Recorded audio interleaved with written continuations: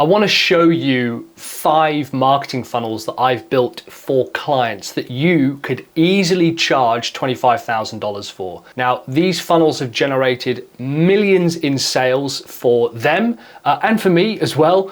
And plus, I'm going to show you how you can basically guarantee results for clients to justify the price, even if you're a total beginner or even a seasoned pro. So this whole conversation came up because of members in my tribe, which is like a little paid monthly program. I'll put details to it below. But basically, one of my clients was asking me a couple of questions. They basically wanted to know how they could get better results for their clients, and they were kind of worried about the lack of results and the poor sales that they were facing. Now, the problem is that they were focusing on what the customer thought they needed. I think we've all been there. Clients have said, look, we just need more leads. Can you help us get more leads? I've heard about content marketing or SEO or ads or whatever, and we just need to get more leads coming in. And the problem with leads is that it can be a little bit like planting seeds in someone else's garden. If you're not going to harvest them, or you have no way to grow and nurture them and take care of them, then it's basically a total waste. And particularly as agencies, I think sometimes we're not only planting seeds in someone else's garden, they're planting seeds in another person's garden as well. So it becomes further and further removed from what you have control over. And of course, the problem is that when they don't have sales come in, they blame you, the agency, despite the fact that you've actually set up everything that they need. Years ago, I was consulting a large internet company, and we had put together a bunch of campaigns for them that I thought were great. Well, obviously I thought they were great, but the team thought they were pretty good. And yet we didn't see a single cent increase in sales. And what the sales team didn't know is that my background is actually more sales than marketing. And so when I started listening into their calls, I was shocked at how they were handling the leads that we had generated for them. We literally generated tens of thousands of leads for them. Plus, of course, they had their own previous clients, but they simply weren't closing them properly enough. It was an absolute mockery of all the work we put in. And of course, we got the blame for the sales team not executing. So I want to show you something on the whiteboard. Most people draw their marketing funnels like this, right? And leads come in, or audience comes on, and sales come out the top. But I actually use a slightly different method. I use a quadrant like this to plan out my marketing funnels. And so I want to share the 5 funnels that I use, that I've learned over time and I've used with clients and they've used with their clients, that basically guarantee results. Now, like I said, I do have a little membership area called Tribe. It's $97 a month. I'll put some details down below. If you want to get access to our content and little community, that's great. If not, by all means, continue with the video. But that's where this question came from. So like I said, most marketing agencies will focus on creating a little marketing funnel like this, and they'll either focus with audience or leads right at the top. And I want to ask you, who are the most likely people in the world to buy from your clients? So let's say we're setting this up with one of your customers. There was a customer that I worked with a little while back who, on average, their average kind of project value was about £10,000-12,000 And I said, okay, well, if I can find that for you again today, would that mean that you and I can work together closer and create a project together? And they were like, if you can get a £12,000 project today, even if it's just a signature, not even if the money comes in, I'll work with you for 18 months. And I was like, all right. And it was a really hilarious kind of exchange, because all I did was what I'm about to show you now. Imagine planting asparagus.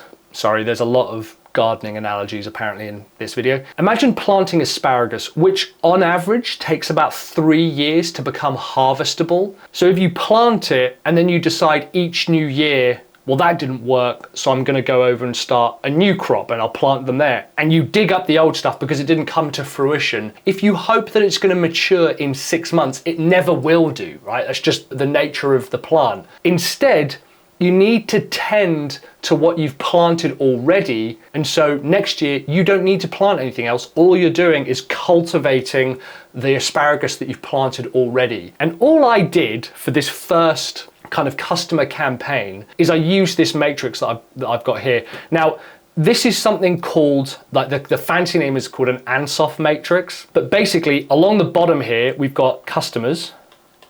And along the side here, we've got products. And there's some specifics around the quadrant here. And what you want to do is you want to try and get further into this corner as possible. The further you get into this corner, the more money you make, right? That's essentially a sale is down here, right? And what we want to do is make sure that we're working with people who are the most likely to buy. So if we come down here to this corner here, what I would do is I would really simply call up my previous customers and I would ask them, do you want to buy again? And that's what I did with this client. I basically got a list of his top 10 clients and I said, give me their numbers. And I said, hi there, Jake. My name's Mike Killer. I'm calling on behalf of ABC. And we noticed that you haven't bought from us in a while. I was wondering if you had any projects on the horizon that you wanted to pass over to us. No sales pitch, nothing clever. And what was hilarious is within about an hour or something, I had booked 2 sales, one of which sent over a deposit. And my client literally could not believe how easy it was for these clients to roll in. And so what we do now is we have a specific campaign that we offer to clients, offering them the chance to buy again. The easiest one is email. So I like to do a little email campaign and I'll email past clients saying, would you like to buy again? Customers and products, by the way. Over here on the right-hand side, we have our current customers, or on the left, I should say, our current customers, and we ask them to buy a current product. So we just say to them, would you like to buy this product again? And you will be staggered at the number of people who said, oh yeah, it really worked last time, that'd be great, sign us up. Now you might be thinking, but what if my clients don't have anything else to sell again? What if I don't have another product? And that's absolutely fine, so that's why I'm gonna show you the second campaign. So we now wanna look at, well, who's most profitable? If we're looking at selling products to customers, who is it that is most profitable? And that's why I like to move around here in terms of our customer kind of quadrant. I asked my client, like, how much do you spend acquiring a customer? And they were doing some Google ads and they had a few other bits and pieces. And they said it probably cost them about $2,000 or £2,000 just to acquire a customer. So we essentially need to make that money back. And so the second campaign is basically asking, where is the most amount of profit? When I spoke to my client, I asked them, what was your cost of acquisition? And they were doing some advertising and they would do a few other bits and pieces like content and networking. And on average, it cost them about £2,000 to acquire a customer. So until they had sold them something that cost more than £2,000, their customers weren't profitable. And this is something that a lot of people overlook. Where do you think that airlines make the most money? An aeroplane is a really interesting phenomenon because it's a limited capacity inside a kind of the steel tube flying at how many hundreds of miles an hour, 7 miles in the air. And there's up to, I think it's 700 people, maybe 1,000 people now. But their profit is only made on less than 10% of the seating. If you knew that you had to run these routes and you literally had limited capacity, would you not make some of those seats unbelievably expensive? And so that's why the majority of the profit on a plane is actually made with first class. First class tickets actually subsidize the kind of coach tickets later on and further down in the plane. So what if we offered something similar to the people who are already making the journey? And this is why I like to call a 10x product. So this is typically like a text and an email campaign and some calls as well. And all we're going to do is just dig into their biggest problem. And if we know that in the past they've spent 2,000, we want to 10x it to something like 20,000. If that's like the average price is 2,000. By digging into their problems and uncovering the biggest roadblocks and the headaches and the frustrations that they have, we can offer a higher ticket product to solve those problems. And yes, it comes with a little bit more work. You might be surprised that it doesn't actually come with exponentially more work. It doesn't come with 10 times more work. In fact, your 10x product should be the most profitable thing that you offer, but it might come with some calls or some coaching or consulting or maybe a different software package. And just by talking to your current customers or talking to your clients' current customers, you might be staggered at how many of them are struggling with something that you can solve. Now, you might say, what if I don't have a 10x product? The answer is very, very simple.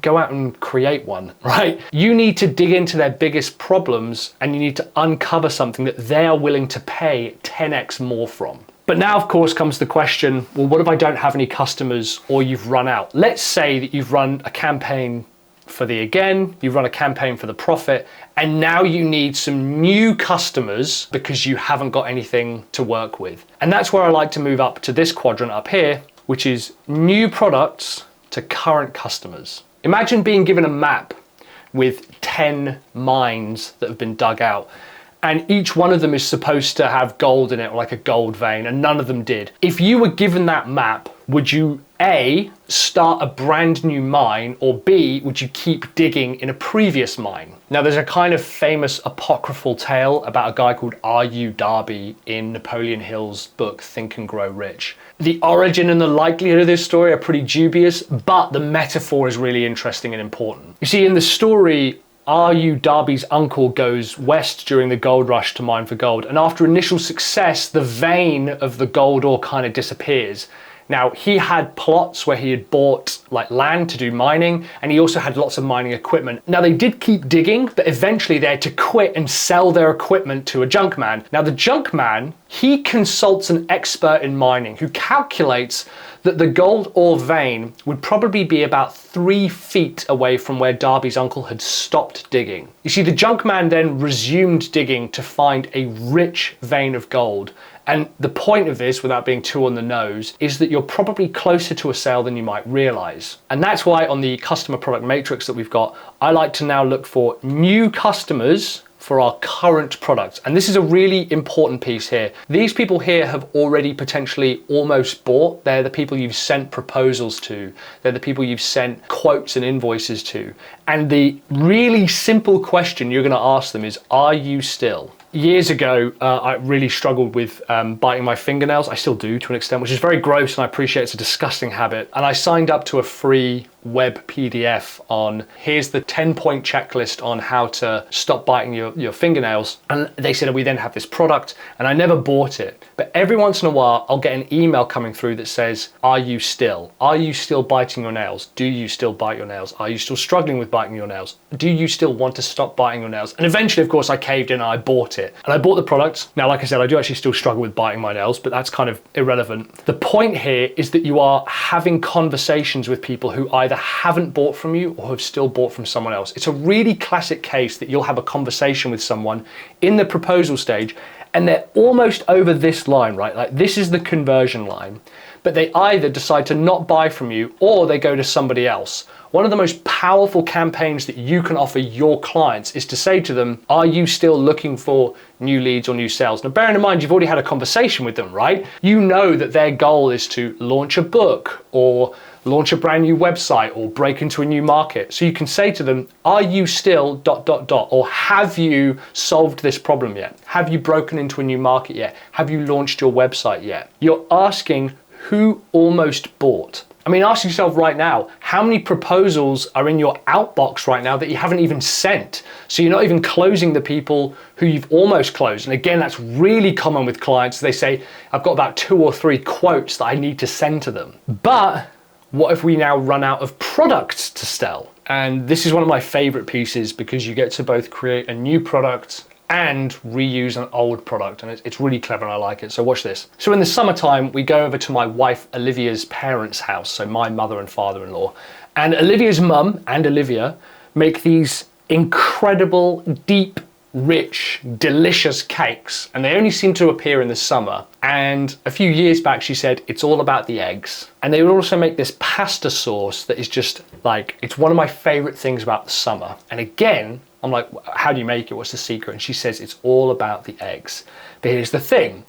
I never see any eggs in their house and we never buy eggs. And that's because Liv and her mum, they never buy them. Instead, they have ducks. And these ducks produce eggs almost every single day. You see, consulting and agency and creative work is a lot like buying eggs. You deliver the work, they pay you, you consume it, and you move on. But what if instead we had this work just kind of roll in like clockwork? And if we turn our consulting and agency and creative work into a recurring revenue product. Now this can work for agency and creative work. It's actually a really simple process. It's just about offering new results each week or each month. This is what I like to do a brand new launch. And it's called an egg campaign. Really simply, get people on a call, ask them what their problems are, try to uncover 2 or 3 things that they have to deal with each week or each month and figure out a way to be able to fix it each week or each month.